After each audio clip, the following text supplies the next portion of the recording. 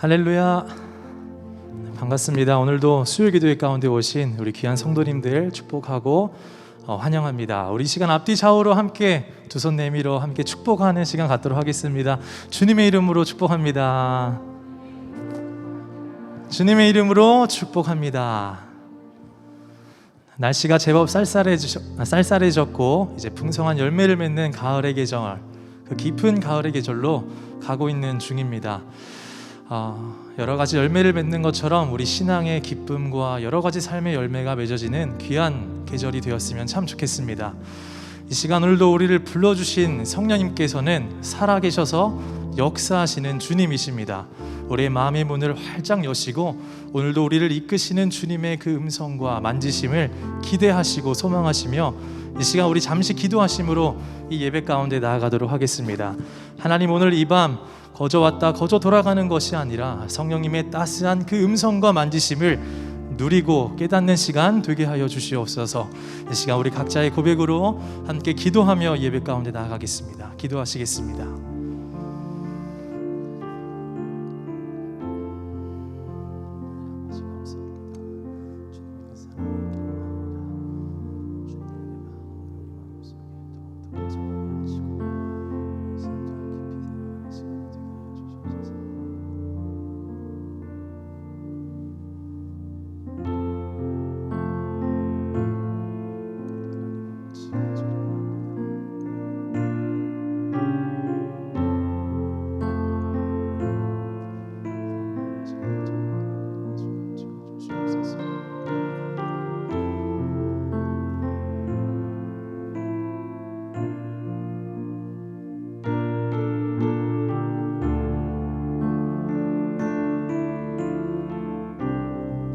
보라, 너희는 두려워 말고.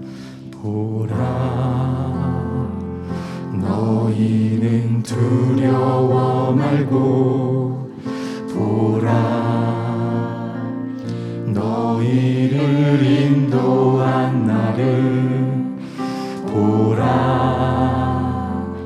너희는 지치지 말고. 보라, 너희를 구원한 나를. 너희를 치던 적은 어디 있느냐. 너희를 억누르던 원수는 어디 있느냐.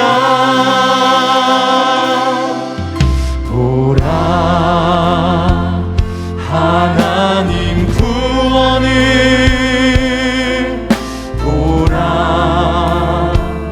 하나님 능력을 너희를 위해서 쌓으시는 주의 손을 보라. 보라, 하나님 구원을. 보라, 하나님 구원을. 보라,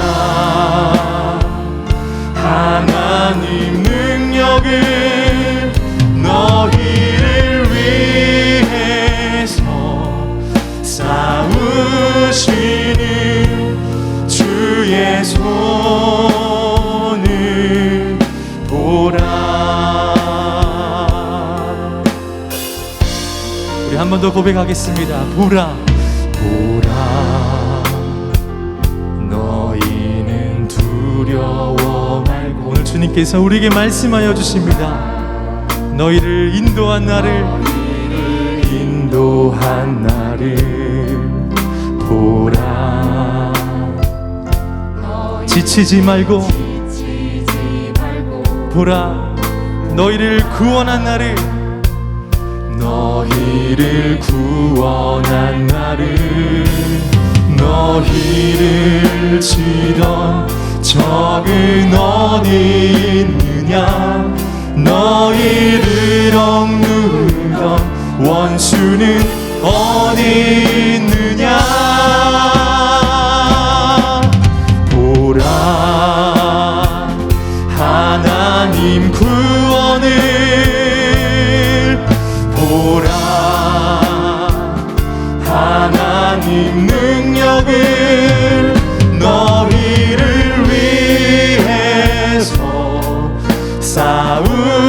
싸우시는 주의 손을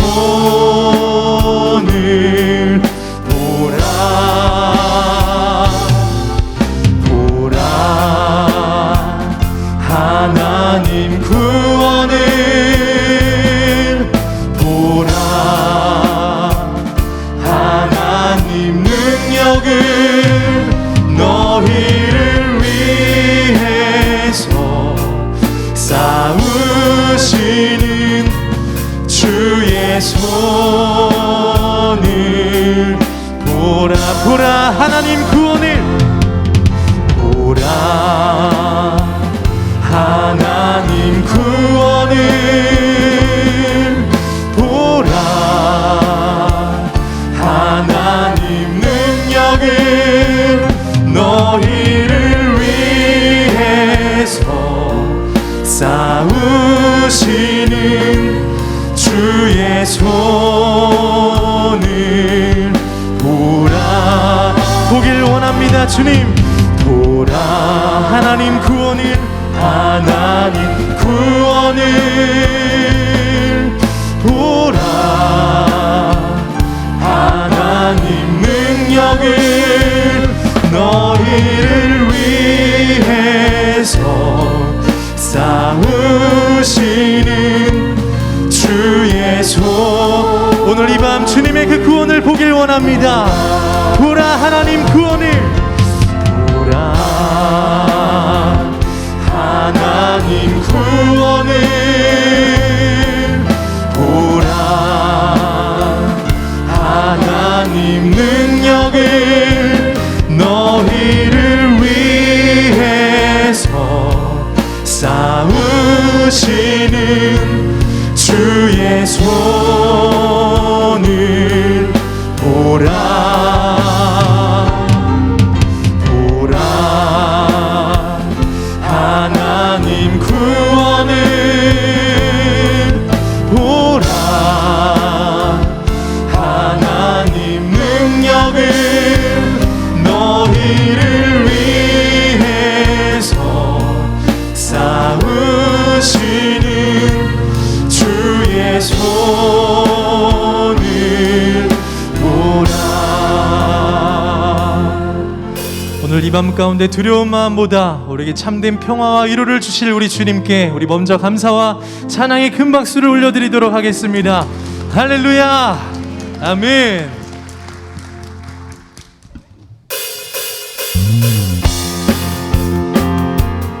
부활하시어 살아계셔서 역사하시는 하나님을 우리 한마음 한뜻으로 찬양하며 나아가겠습니다. 주 예수 주 예수 기뻐 찬양해 주 예수 기뻐 찬양해 아멘. 주 예수 주 예수 기뻐 찬양해 주 예수 기뻐 찬양해 부활하신 우리 주님 영원히 다스리네 부활하신 우리 주님 다 와서 찬양해 부활하신 주 찬양해 주 예수 기뻐 찬양해 주 예수 기뻐 찬양해 주 예수 기뻐 찬양해 아멘. 기뻐 찬양합니다. 주 예수 기뻐 찬양해 주 예수 기뻐 찬양 부활하신 우리 주님 영원히 다스리네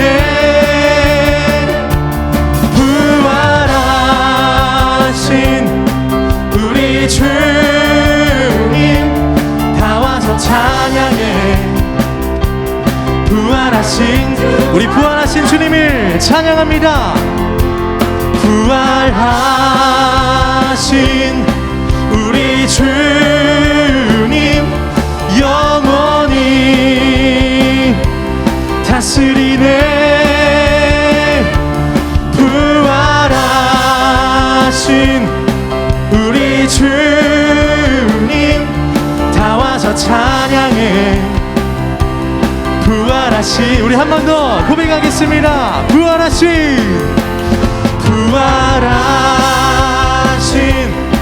우리 주님 영원히 다스리네. 부활하신 우리 주님 다 와서 찬양해. 부활하신 주 찬양해. 기뻐하며 함께 기뻐하며 함께 노래 부르리. 소리 높여 할렐루야 부르리. 주님 앞에 나와 찬양 드리며 우리 주님과 함께 기뻐하리라. 나의 창조자 나의 창조자 나의 구원자 가장 귀한 나의 예수님 찬양합니다. 나의 치료자 나의 선한 목자 되신 주 예수 나의 주. 우리 주님을 기쁨으로 찬양합시다. 기뻐하며 함께 노래 부르리. 소리 높여 할렐루야 할렐루야 부르리. 주님 앞에 나와 우리 주님과 함께 우리 주님과 함께 기뻐하리라. 나의 창조자 나의 구원자 가장 귀한 나의 예수님 찬양합니다. 나의 치료자 나의 선한 목자 되신 주 예수 나의 주. 우리의 창조자 되신 예수님 찬양합니다. 나의 창조자 나의 창조자 나의 구원자 가장 귀한 나의 예수님 찬양합니다. 나의 치료자 목자 되신 주 예수 나의 주 찬양. 우리 믿음으로 한 번 더. 나의 창조자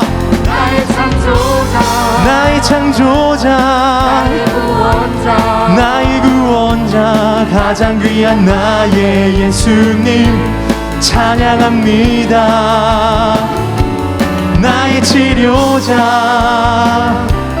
나의 선한 목자 되신 주 예수 나의 주 찬양. 예수 나의 주 예수 나의 주 찬양. 예수 나의 주 아멘. 예수 나의 주 찬양하리 아멘. 우리 주님께 영광의 박수 올려드리겠습니다. 아멘.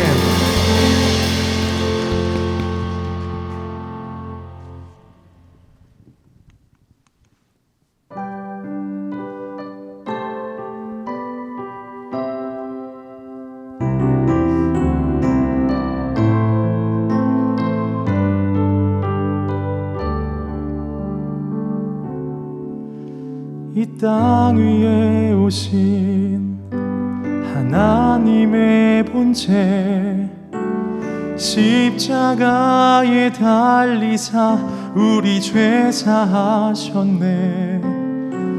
하나님이 그를 지극히 높여 모든 이름 위에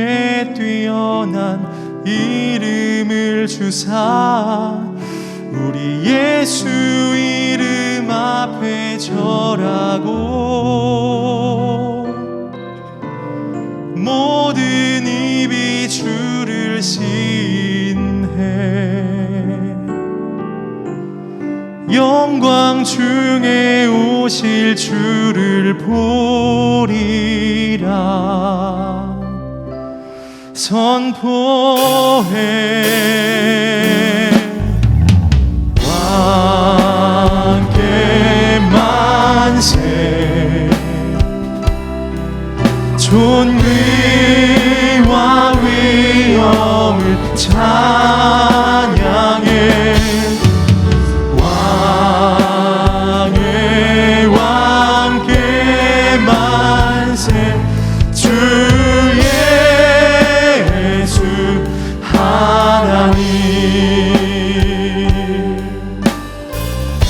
이 땅 위에 오신 이 땅 위에 오신 하나님의 본체 십자가에 달리사 우리 죄 사하셨네 하나님이 그를 지극히 높여 모든 이름 위에 뛰어난 이름을 주사 우리 예수 이름 앞에 절하고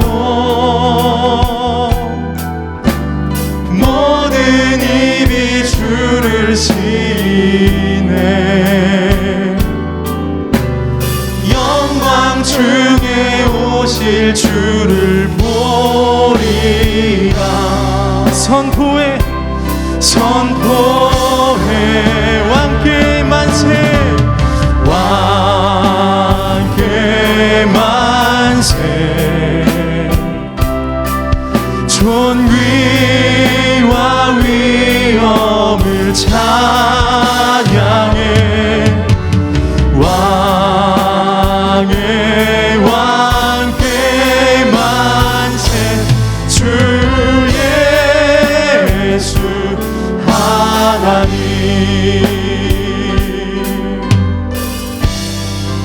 우리 고대하네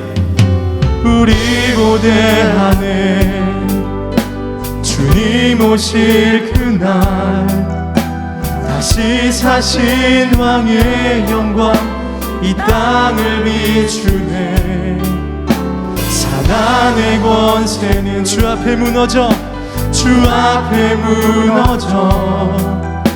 생명과 진리의 주권 가장 높습니다 주님 아멘 우리 예수 이름 앞에 절하고 모든 입이 주를 시네 영광 중에 오실 주를 보리라 선포합니다 아멘 우리 왕 되신 주님께 왕께 만세 존귀와 위엄을 찬양해 왕의 왕께 만세 주 예수 하나님 왕께 만세 왕께 만세 존귀와 위엄을 찬양해 왕의 왕께 만세 주 예수 하나님 호산나 다윗의 자손께 호산나 다윗의 자손께 호산나 불러 왕 중의 왕 높은 하늘에 영광 예수 주 메시아는 천사가 무릎 꿇고 천사가 무릎 꿇고 예배하고 찬송하네. 영원한 생명 말씀 당신은 예수 그리스도 주. 호산나 호산나 다윗의 자손께 호산나 불러 왕 중의 왕. 높은 하늘에 영광을 예수 주 메시아. 호산나 다윗의 호산나 다윗의 자손께 호산나 불러 왕 중의 왕.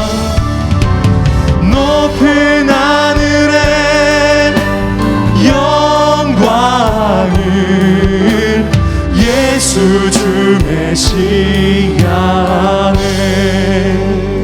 이 시간 우리 함께 기도하며 나아가겠습니다. 하나님, 이 시간 내가 주인 삼은 모든 것 다 내려놓고 은과 금을 구하는 것이 아니라 우리 주 예수 그리스도 그분의 이름을 구하며 나가길 소망합니다. 오늘 나의 주님이시요 나의 하나님이심을 고백하는 거룩한 이 밤이 되게 하여 주시옵소서. 우리의 심령 가운데 다시금 말씀으로 뜨거워지는 마음이 되게 하여 주시옵소서. 우리 시간 함께 주님의 이름을 크게 부르짖으며 기도하시며 나아가도록 하겠습니다.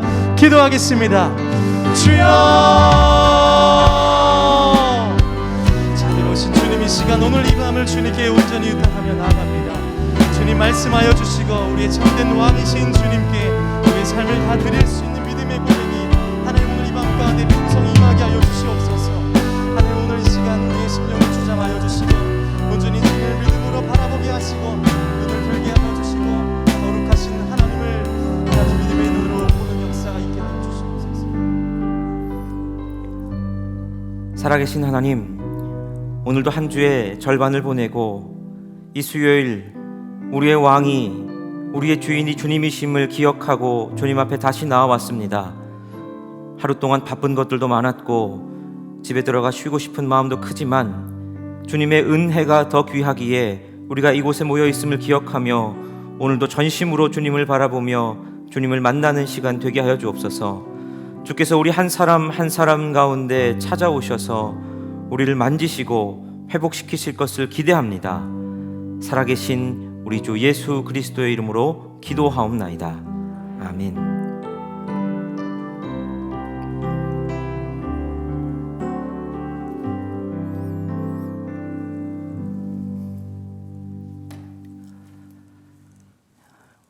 오늘 하나님께서 우리에게 주신 말씀은 느헤미야 5장 1절부터 13절까지의 말씀입니다.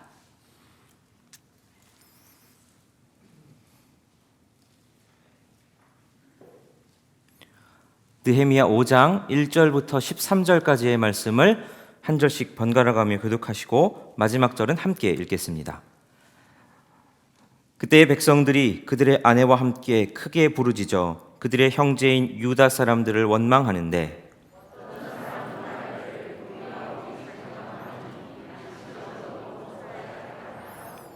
어떤 사람은 말하기를 우리가 밭과 포도원과 집이라도 저당 잡히고 이 흉년의 곡식을 얻자 하고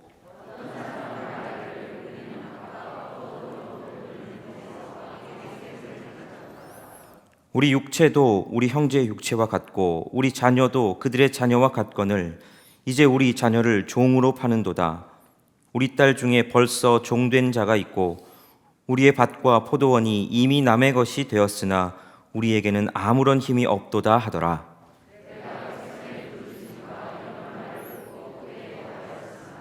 깊이 생각하고 귀족들과 민장들을 꾸짖어 그들에게 이르기를 너희가 각기 형제에게 높은 이자를 취하는도다 하고 대회를 열고 그들을 쳐서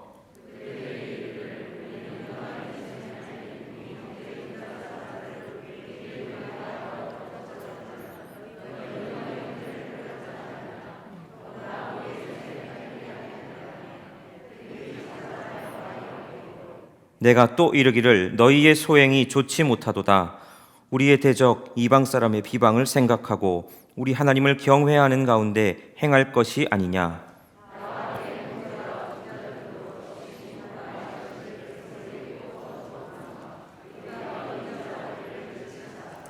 그런즉 너희는 그들에게 오늘이라도 그들의 밭과 포도원과 감람원과 집이며 너희가 꾸어준 돈이나 양식이나 새 포도주나 기름의 100분의 1을 돌려보내라 하였더니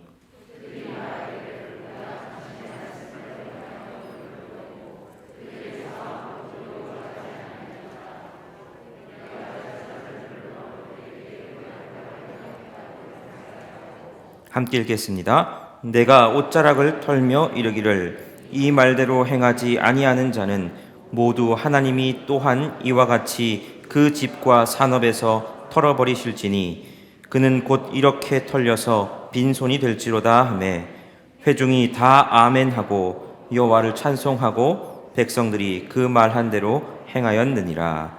이는 하나님의 말씀입니다. 여전도의 찬양대 하나님께 찬양 드리겠습니다.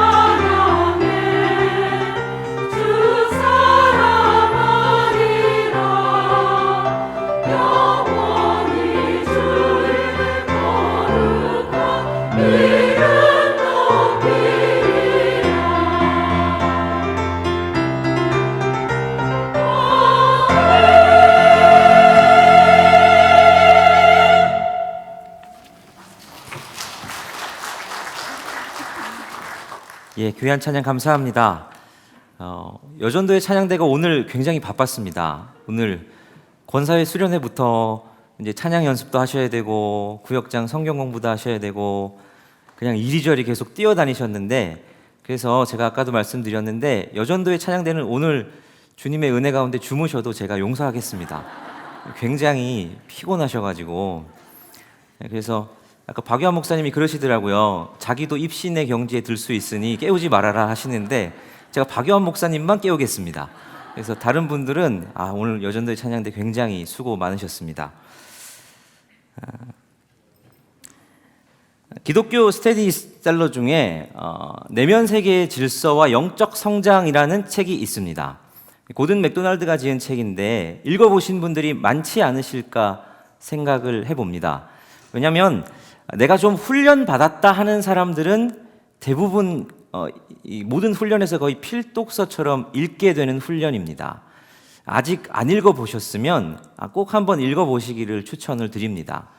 이게 굉장히 오래전에 나온 책인데 1984년에 나온 책입니다.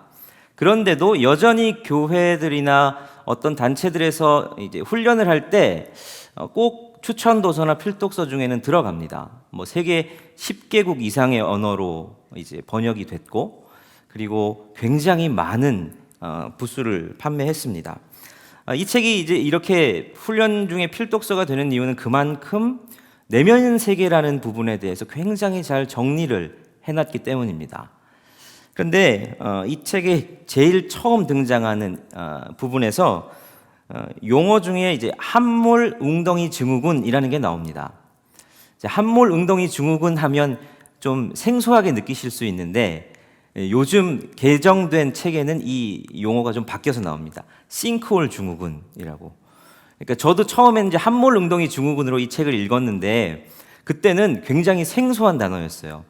그 당시에는 사실 우리나라에도 싱크홀이라는 게 잘 안 생겼고 우리나라에는 없는 걸 들어본 적이 없는 거였습니다. 그래서 아마 번역하는 사람도 함몰 웅덩이라고 번역을 한 것 같습니다. 그런데 요즘에는 다들 그냥 싱크홀 하니까 그게 이해하기 편하니까 요즘에는 이제 개정된 책에는 그렇게 바뀌어서 나오더라고요. 그런데 이 함몰 웅덩이 증후군이라는 것을 우리 내면 세계의 질서를 정리하는 데 사용하는 용어로 사용을 합니다. 싱크홀이라는 게 우리나라에서도 심심찮게 발생을 하는데 다른 나라에서도 굉장히 큰 싱크홀들이 자주 발생을 합니다. 사진을 한번 띄워 보내주시겠습니까? 자, 이게 이제 과테말라에서 2010년에 발생한 싱크홀입니다. 저게 그냥 도심 한가운데에 생긴 싱크홀이거든요. 깊이가 어느 정도 되냐면 20m 정도 됩니다. 20m가 아니죠. 죄송합니다. 20층 건물 높이의 깊이가 됩니다. 실제로 저기 지금 집이 있었던 겁니다. 집이 있었는데 집이 통째로 그냥 밑으로 가라앉았습니다. 실제 저 사고로 3명이나 죽었다고 합니다. 뭐 많지 않다라고 할 수도 있지만 3명이 굉장히 많은 숫자죠. 어쨌든 더 큰 인명사고가 안 난 게 신기할 정도로 굉장히 큰 싱크홀이 생겼습니다. 자, 저런 싱크홀이 생기기도 하지요. 근데 싱크홀이 생기는 원인이 뭐냐? 학자들은 지하수 때문이다 이렇게 말을 합니다. 그러니까 보통 싱크홀이 잘 생기는 토질은 이제 석회암 지대에서 잘 생깁니다. 석회암 지대에 이제 지하수가 있다가 지하수가 이렇게 흘러가면서 석회암들이 이렇게 그것에 점점 침식되고 하다 보니까 그 빈 공간이 어느 순간 하중을 못 견디고 내려앉는 그런 현상이 발생하는 거죠. 근데 우리나라에서도 발생하지 않습니까? 근데 우리나라는 석회암 지형은 아닌데 왜 발생하느냐? 역시 지하수 때문이랍니다. 지하수가 있는데 이제 괌이라는 이 도시에서 너무 지나친 도시 개발에 의해서 땅을 깊이 파다 보니까 지하수가 막 이제 흘러나오는 거죠. 원래 있어야 될 공간에 지하수가 없고 비게 되니까 그리고 점점 하중은 높아져만 가니까 어느 순간 못 견디고 그게 침식되고 하다가 어느 순간 확 내려앉는 겁니다. 굉장히 무서운 일이죠. 사람들은 뭐 누구나 다 이걸 어떻게 예상하겠습니까? 그런데 이제 고든 맥도날드라는 이분은 내면 세계의 질서와 영적 성장이라는 이 책에서 우리의 영혼에도 똑같은 일들이 발생한다 이야기합니다. 싱크홀과 같은 일들이 발생하는데 우리의 내면이 겉보기에는 괜찮았는데 사실 아까 보여드린 그런 그림에서 거기 있던 사람이 한순간 집이 밑으로 꺼질 줄 어떻게 알았겠습니까? 그걸 알면 그 집에 있을 수 있고 길을 걸어갈 수 있겠습니까? 아침에 일어나서 그 일을 알았다면 당장 집을 쫓아 나왔겠죠. 하지만 겉보기에는 괜찮은데 속은 전혀 괜찮지 않았던 거죠. 근데 그걸 알 수가 없으니 한순간에 무너져 내리는 현상, 이게 우리의 영혼에도 똑같이 작용한다 하는 것이죠. 한 사람을 볼 때 나는 괜찮다라고 생각합니다. 아침에도 거울을 볼 때 그래 오늘도 괜찮겠지라고 생각을 합니다. 그런데 그렇게 괜찮은 줄 알고 살아가다가 어느 순간 한순간 깊은 침체로 마치 싱크홀로 확 가라앉는 것 같은 그런 침체로 빠지게 될 때가 있다라는 거죠. 여러분 중에 혹시 그런 침체를 경험해 보셨는지를 모르겠습니다.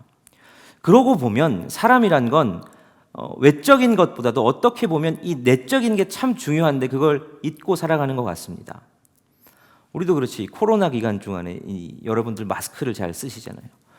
이렇게 마스크 쓰다 보니까 여성분들은 이제 화장품 사용이 굉장히 줄었다 그러시더라고요. 그래서 화장품 값이 덜 드는데 그래서 눈 화장만 하다가 하고 이렇게 교회 오셨다가 어느 순간 갑자기 사진 찍을 일이 있어서 마스크 벗어주세요 하면 진노의 날이 그때 임하는 거죠. 예. 이렇게 준비되어 있지 않은 것이 갑자기 드러나게 될 때, 그러니까 외형적인 것을 막 잘 가꾸고 괜찮다 했는데 그 속을 들여다봤을 때에 괜찮지 않은 상황이 우리의 영혼에도 발생할 때가 있습니다. 이미 그런 것들을 경험해 보셨는지 모르겠습니다. 오늘 본문을 저는 이런 관점에서 한번 풀어보고자 합니다. 오늘 본문은 느헤미야 5장 말씀이지요. 자, 느헤미야서는 포로 기간 이후 이제 예루살렘 성벽 재건에 대한 내용을 다루지요. 남유다를 멸망시킨 바벨론이 이제 페르시아에 의해서 멸망을 당합니다. 자, 그리고 페르시아의 이 바벨론을 멸망시켰던 왕 고레스가 칙령을 내리죠. 억울하게 끌려왔던 이방 민족들, 억울하게 이주당했던 사람들 다 너희 고향으로 돌아가라. 돌아가서 너희가 섬기고 싶은 신들을 섬기면서 그곳에서 자유롭게 살아도 된다. 칙령을 내립니다. 이게 사실 고레스가 그냥 마음 좋은 사람이어서 내린 칙령은 아니고 경제적인 이유가 제일 컸다고 합니다. 사실 많은 영토를 점령하다 보면, 그리고 많은 이방 민족들을 다스리려고 하다 보면, 무력으로 다스리려고 하면 굉장히 큰 노력이 필요하죠. 그래서 이 고레스는 굉장히 친유화적인, 아주 그 사람들을 배려하는, 이방 민족들에게 친화적인 정책을 폈습니다. 그래서 그들에게 호감을 얻고 반란을 일으키지 않도록, 오히려 그들이 이 왕에 대한 호감을 가지고 그곳을 잘 지키도록, 뿐만 아니라 그곳에서 세금만 잘 걷어오면 아무런 별 터치를 하지 않는 그런 정책을 썼습니다. 그래서 이제 유다인들도 덩달아서 고향으로 돌아갈 수 있게 됐죠.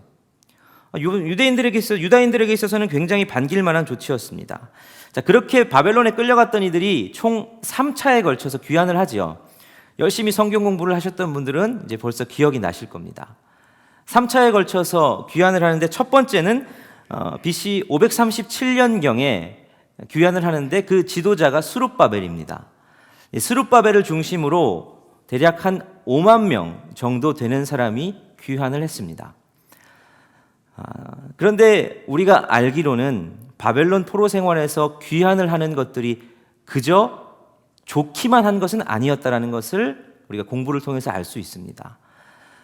바벨론은 노예 생활을 처음에 하기는 했지만 바벨론에서도 비교적 자유가 주어졌습니다. 그래서 자유로운 경제 활동도 어느 정도 가능했고 자기의 사유재산을 축적하는 것도 가능할 정도였습니다. 자기가 70년을 지내면서 자기가 어느 정도 삶의 기반을 거기서 만들어 놨는데, 그걸 버리고 아무것도 없는 황무지와 같은 예루살렘으로 귀환한다는 것은 이들에게 있어서는 어떻게 보면 큰 결심이 필요한 일이었죠. 그러니까 최초의 1차 귀환자들은 굉장히 종교적인 열심이 뛰어난 사람들이었습니다.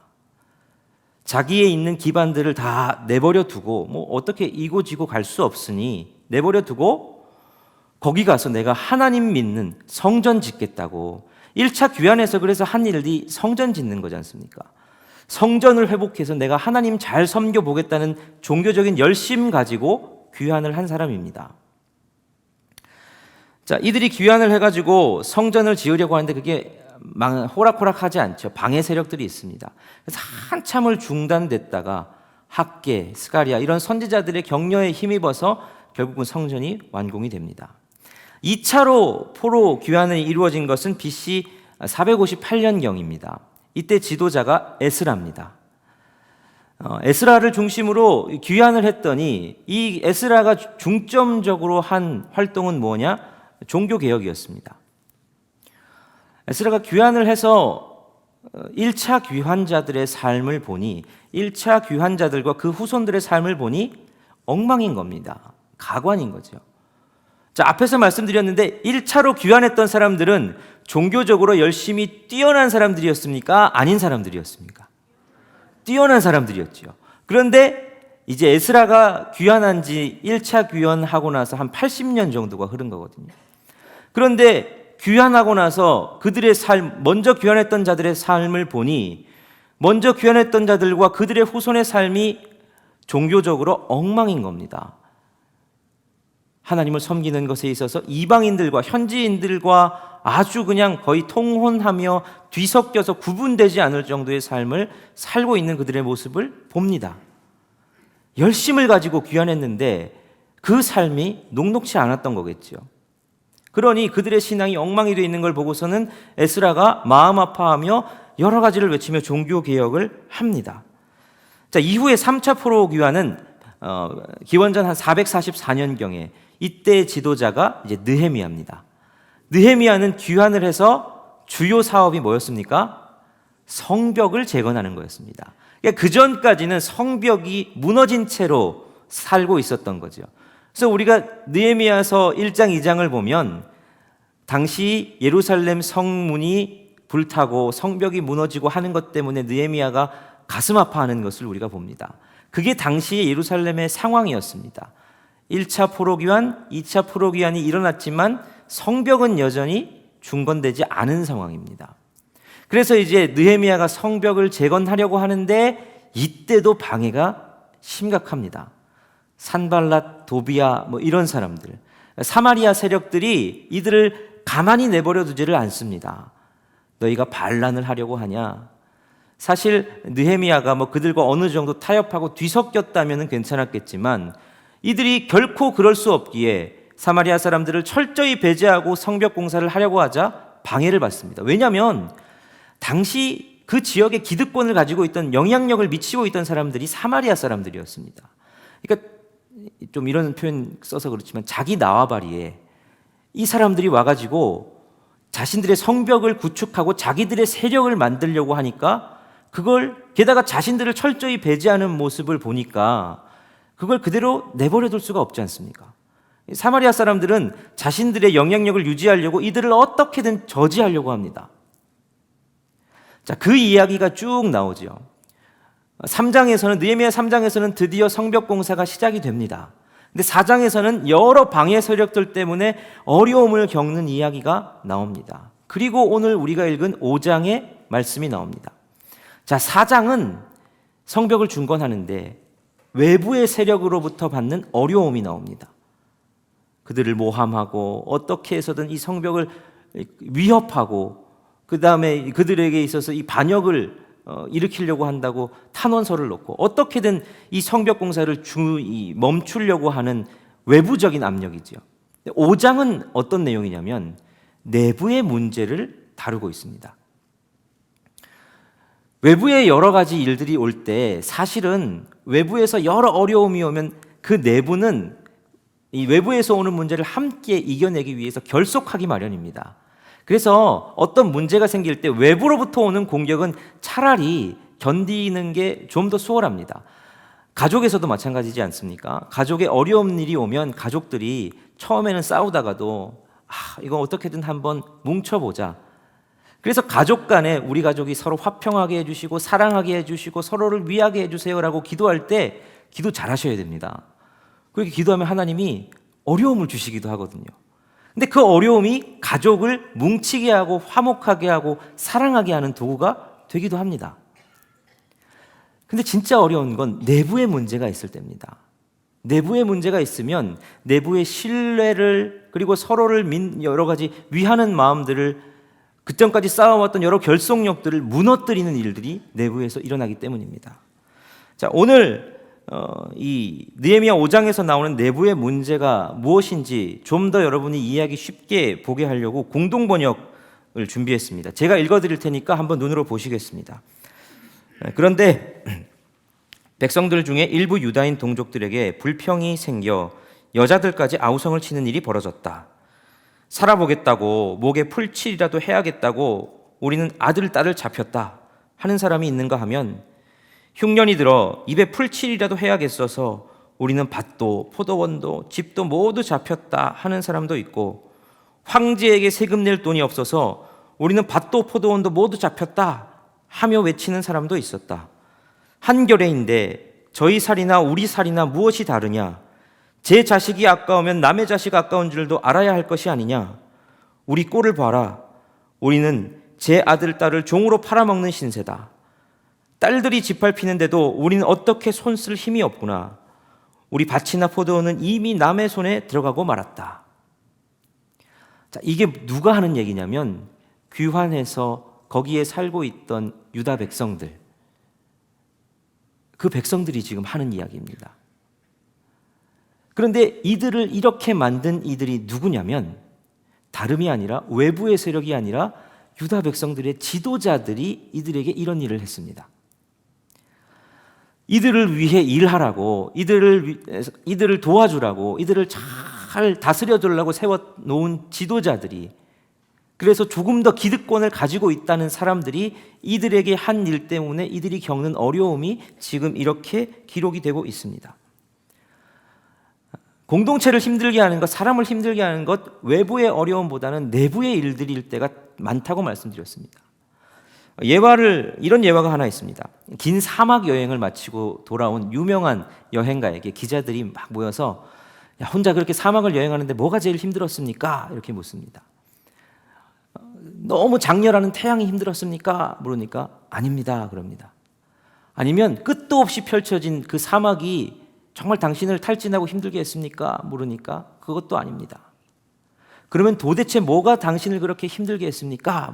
물으니까 제 신발 속에 있는 모래가 제일 힘들었습니다. 이렇게 이야기합니다. 외부의 어마어마한 일들이 나를 힘들게 하는 것 같지만 실제로 나를 정말 힘들게 하고 계속해서 나를 공격하는 건 정말 자그마한 내 속에 있는 문제들이 나를 힘들게 하는 거죠.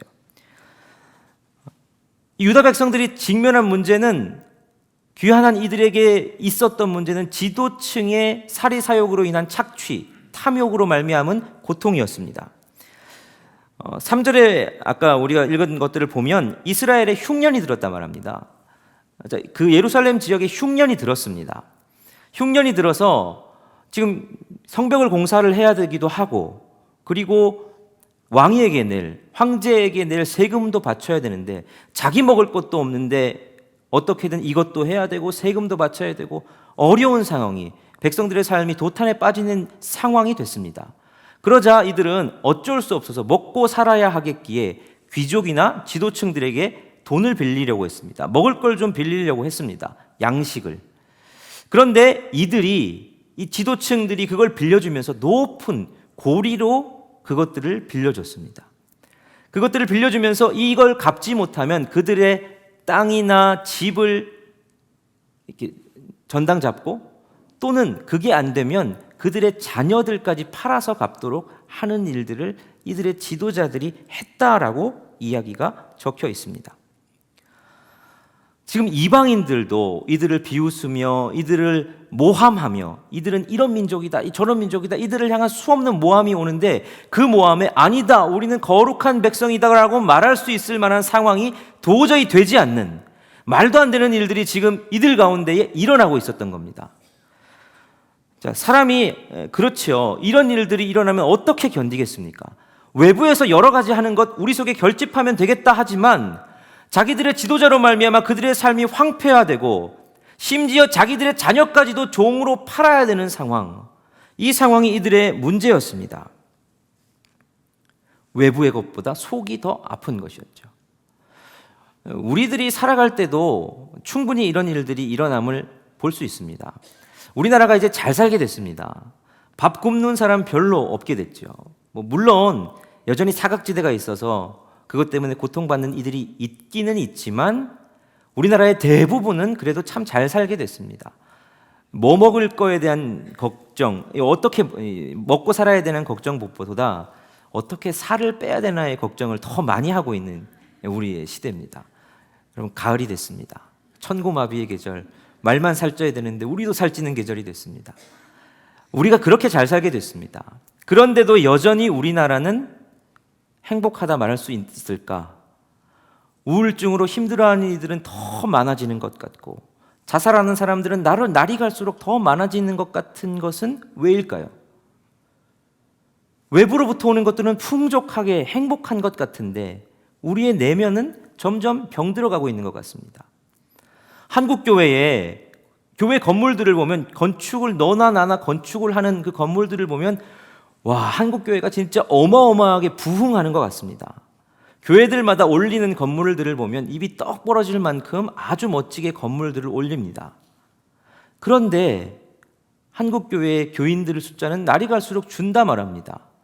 올 한 해만 우리 통합교단에서 3만 명의 교인이 줄었다 그러고 2021년 통계긴 하지만 합동과 통합 합쳐서 전체 교인이 감소한 숫자가 100만 명이랍니다. 교회 건물들이 지어지는 것을 보면 우리는 부흥하고 있는 것 같은데 우리의 내면을 들여다보면 그렇지 않은 것 같습니다. 여러분의 삶은 어떠십니까? 살림살이가 좀 나아지셨습니까? 그런데 여러분의 내면은 괜찮으십니까? 자, 이런 문제를 지금 느헤미야서의 5장에서 백성들은 겪고 있습니다. 자, 이 문제에 대해서 느헤미야는 그 문제, 지금 왜 이런 문제가 생겼는지에 대해서 핵심을 이렇게 짚습니다. 자, 느헤미야 5장 6절부터 9절까지의 말씀인데요. 우리 한 절씩 번갈아 가며 다시 한번 읽어보겠습니다. 시작. 제가 먼저 읽겠습니다. 내가 백성의 부르짖음과 이런 말을 듣고 크게 노하였으나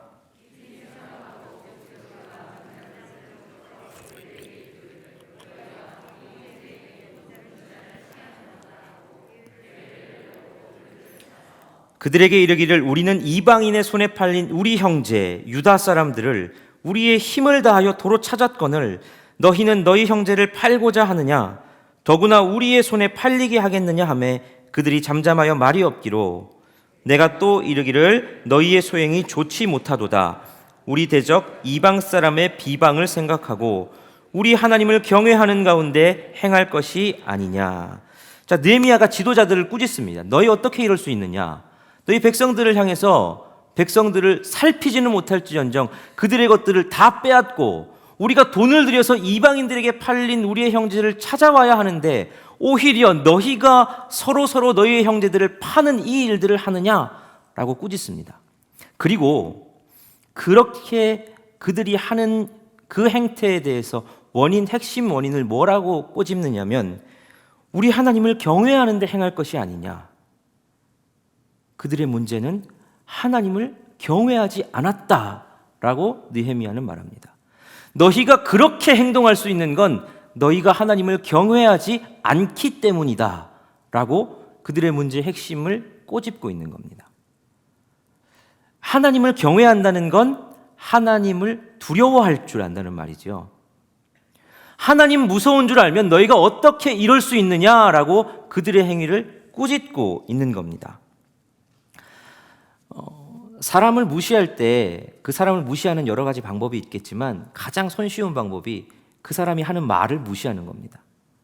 그 사람 뭐 말하면 듣는 둥 마는 둥 딴청하고 이거 해달라 그러면 전혀 딴 거 하고 그러면 그 사람의 말을 무시하는 거죠. 그런데 이들이 지금 한 게 뭐냐면 하나님의 말씀을 무시하는 행동을 합니다. 레위기 25장과 출애굽기 22장에서는 분명히 하나님께서 동포들 간에 돈을 꾸어주며 이자를 취하지 말라 하십니다.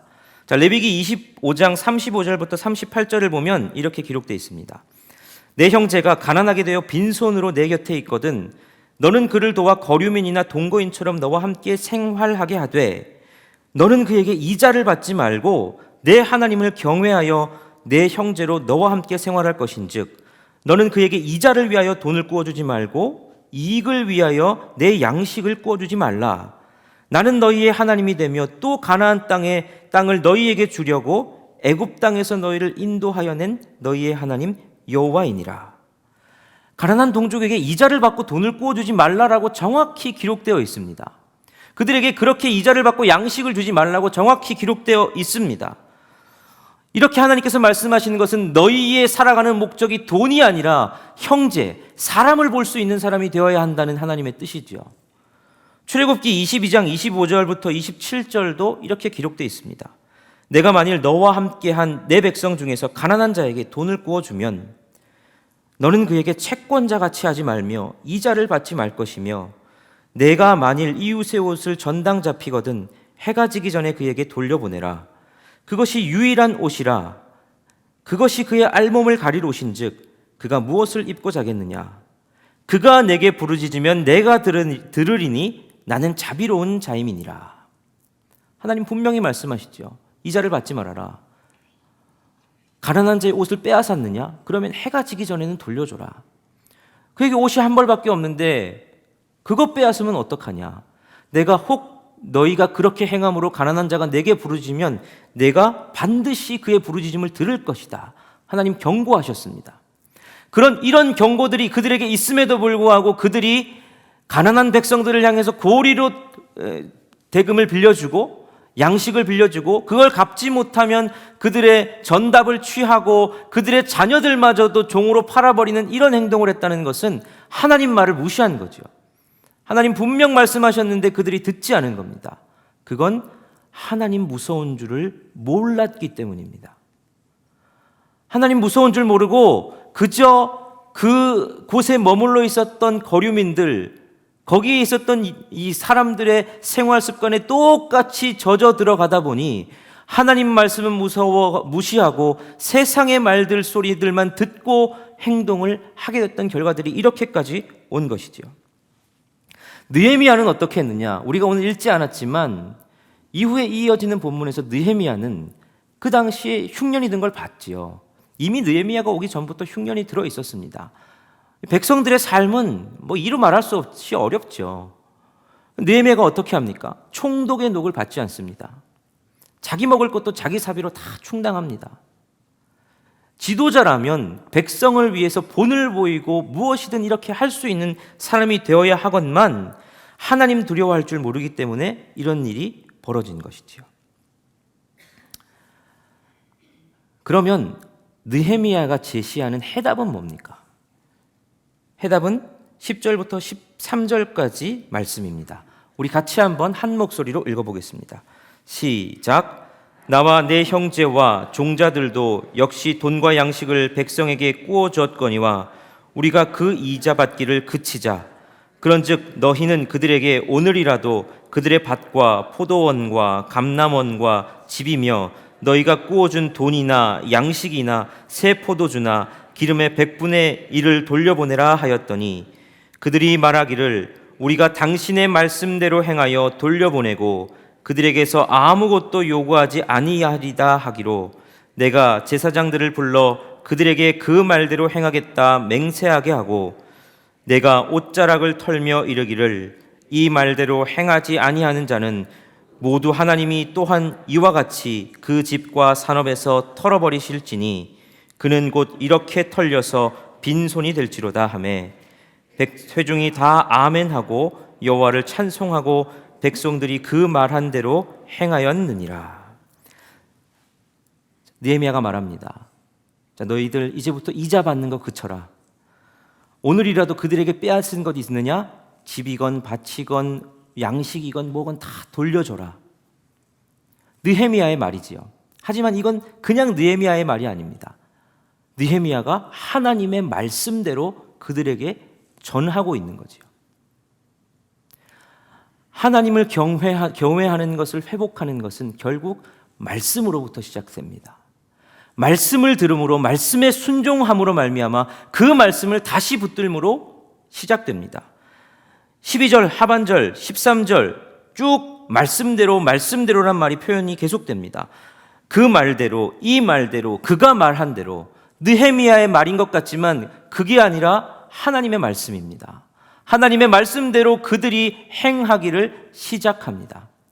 하나님 경외의 회복은 어디서부터 시작되느냐? 하나님의 말씀을 다시 붙드는 데부터 시작이 됩니다.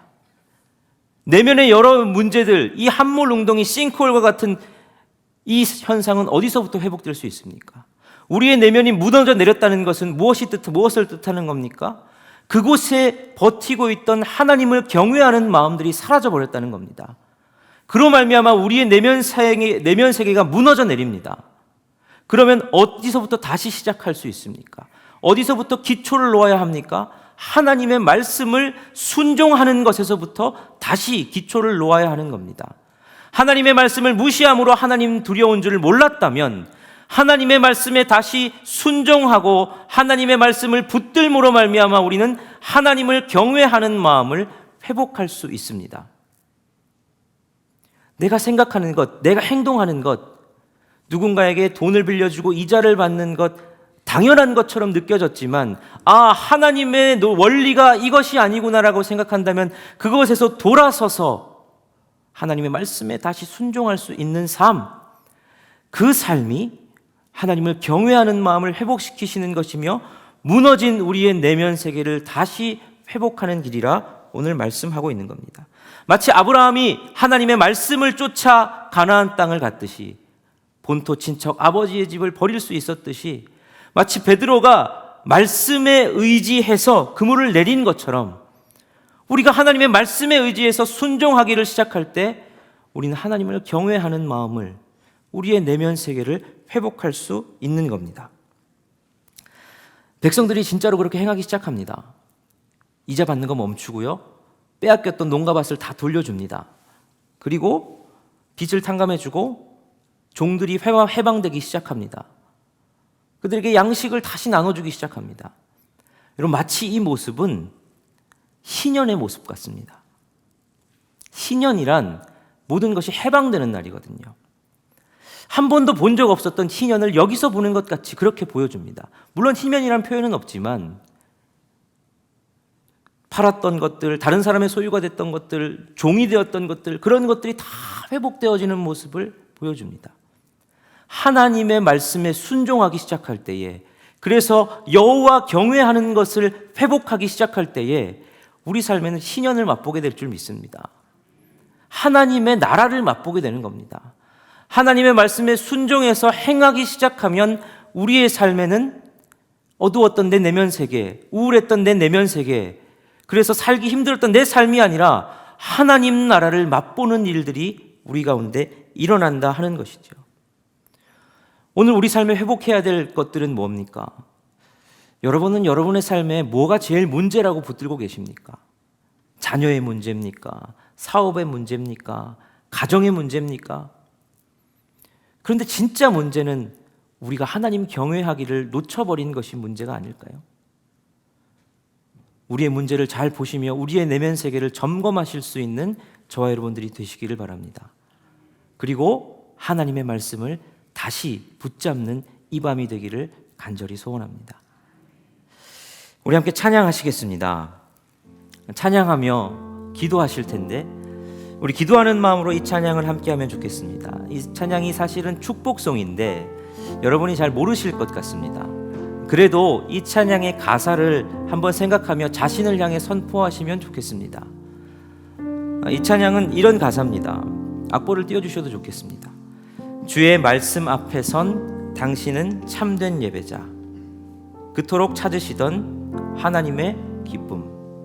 주님의 말씀 앞에 우리가 서 있을 때 우리가 하나님을 경외하는 예배자가 될 수 있으며 주님의 기쁨이 될 수 있다고 고백하는 거죠. 이 세상을 향한 거룩한 생명빛 되어 이 세상을 위한 구원의 소망 되어 영원한 하나님의 나라 함께 세워가리. 희년을 맛보고 하나님의 나라를 맛보는, 하나님을 경외하는 것을 회복함으로, 주의 말씀을 회복함으로 그 일들이 우리 가운데 있기를 소원합니다. 우리 이 마음을 가지고 우리 이 찬양을 함께, 우리 모르시더라도 한번 따라 부르시며 또 들으시며 우리 찬양하며 나가시겠습니다. 주의 말씀 앞에 선 당신은 참된 예배자, 그토록 찾으시던 하나님의 기쁨. 이 세상을 향한 거룩한 생명빛 되어 이 세상을 위한 구원의 소망 되어 영원한 하나님의 나라 함께. 우리 다시 한번 하나님의 말씀을 회복하는 이 마음을 가지고 고백합니다. 주의 말씀 앞에서 당신은 참된 예배자, 그토록 찾으시던 하나님의 기쁨, 이 세상을 향한 거룩한 생명빛 되어 이 세상을 위한 구원의 소망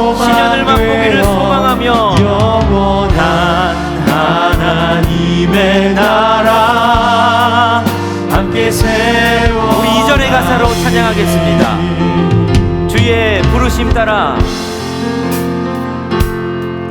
주의 부르심 따라 당신의 삶을 누릴 때 세상은 당신 안에서 주의 영광 보리라.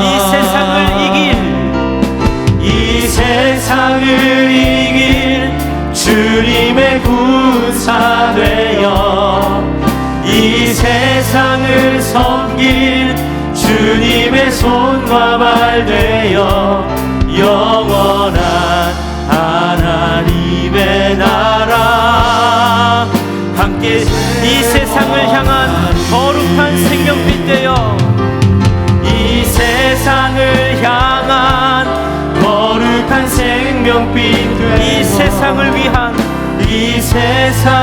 위한 구원의 소망 되어 영원한 하나님의 나라 함께 세워가리. 우리 시간 말씀을 기억하며 이 찬양의 가사를 기억하며 함께 기도하시겠습니다.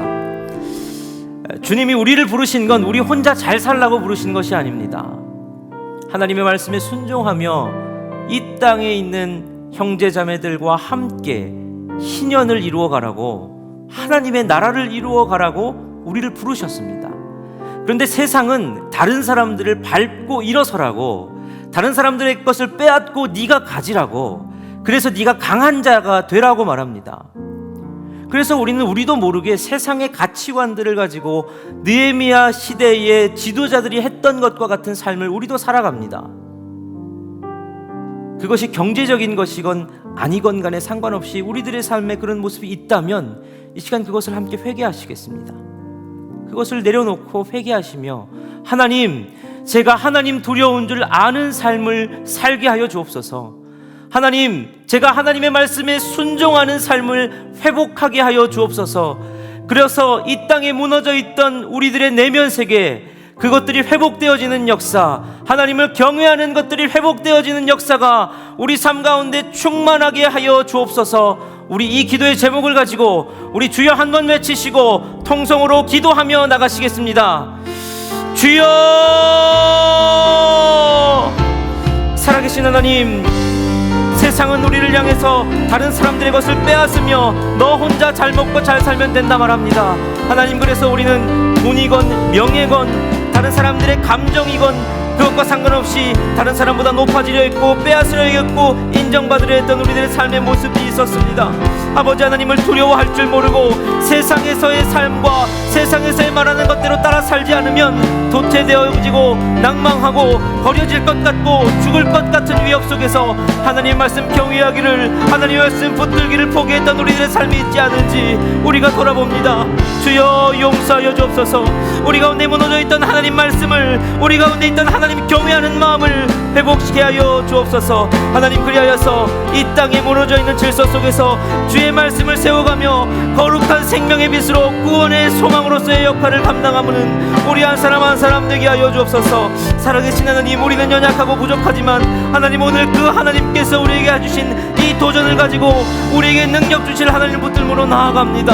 하나님, 우리를 회복시키신 하나님의 역사가 우리 가운데 충만케 하여 주옵소서. 다시 한번 기도하실 때에는 우리 교회를 위해서 기도하시겠습니다. 하나님, 우리 교회가 하나님 요한계시록에 나오는 사대교회와 같은 그런 교회 되지 않기를 원합니다. 사대교회는 하나님으로부터 네가 살았다 하는 이름을 가졌으나 죽은 자다라는 평가를 들었습니다. 우리 교회가 수많은 살았다 하는 칭찬과 우리 자신 스스로 자랑할 것들로 가득 차 있을 수도 있습니다. 그러나 혹시 하나님 앞에서 죽었다라는 평가를 듣지 않도록 하나님, 우리가 다시 한번 우리 교회가 하나님 경외하는 마음들이 식어져 있었다면 회복되게 하여 주옵소서. 예배가 회복되게 하여 주시고 하나님의 말씀에 순종하는 그 능력이 회복되게 하여 주시고 우리 연동교회가 그래서 희년을 맛보는 공동체, 하나님 나라를 맛보는 공동체 되게 하여 주옵소서. 우리 간절한 기도의 제목을 가지고 우리 다시 한번 주여 외치시고 우리 교회를 위해서 함께 중보하며 기도하며 나가시겠습니다. 주여! 살아계신 하나님, 우리 연동교회를 사랑하신 하나님, 우리가 교회를 위해서 간절히 기도합니다. 하나님, 우리 연동교회는 사대교회와 같이 네가 살았다는 이름을 가졌으나 죽은 자로다라는 평가를 듣는 아버지 그런 교회가 아니라 여전히 하나님 앞에서 살아 꿈틀대는 교회가 되기를 소원합니다. 우리 연동교회가 하나님 경외하는 길을 즐거워하며 하나님 말씀에 순종하기를 즐거워하는 교회 되게 하여 주시옵소서. 그리하여서 우리의 오래된 역사보다 하나님 경외하는, 하나님 순종하는 이 능력을 자랑하는 교회 되게 하여 주시옵소서. 하나님, 우리가 자랑할 것이 무엇이 있겠습니까? 예수 그리스도의 십자가의 능력과 부활의 능력밖에 없지 않겠습니까? 하나님, 우리가 십자가의 능력과 부활의 도를 가지고 힘써 주님을 전하며 십자가 부활의 삶을 살아내는 연동교회가 되게 하여 주시옵소서. 하나님, 우리가 수많은 고민하는 것들, 우리가 있는 수많은 문제들, 우리가 문제라고 가지고 씨름하는 것들, 하나님, 그러나 그 모든 것 근원에 우리가 하나님 경외하는 마음으로 나아가고 있는지를 점검하며 날마다 주님의 말씀을 붙잡는 교회 되게 하여 주시옵소서. 주의 말씀을 붙잡고 그 말씀대로 사랑하고 그 말씀대로 섬기며 그 말씀대로 이해하고 그 말씀대로 주님을 위해 복음을 전하며 그 말씀대로 하나님을 예배하는 교회 되게 하여 주시옵소서. 그리하여 아버지 하나님, 겉으로 멀쩡하지만 속은 싱크홀로 말미암아 주저앉아 내려가는 아버지 그러한 일들이 우리 가운데는 없게 하여 주시고 날마다 하나님 앞에서 긴초가 튼튼하여 하나님 나라와 하나님의 영광을 맛보는 신년을 맛보는 공동체 되게 하여 주시옵소서. 그렇게 주님이 역사하실 줄 믿습니다. 마지막으로 기도하실 때는 우리 개인의 기도의 제목을 가지고 기도하시겠습니다. 하나님은 우리의 기도에 응답하시는 하나님이십니다. 하나님, 우리의 필요에 응답하시는 하나님이십니다. 또한 그 기도를 통해 하나님의 뜻을 깨닫게 하시는 하나님이십니다. 여러분의 기도의 제목을 이 시간 잠잠히 주님께 기도하시면 좋겠습니다. 여러분의 환부를 위해 기도하셔도 좋고 여러분의 간절한 기도의 제목을 가지고 기도하셔도 좋습니다. 우리 시간 우리가 하나님 앞에 아뢰고 싶은 마음들을 주님 앞에 잠잠히 기도하며 나가시겠습니다.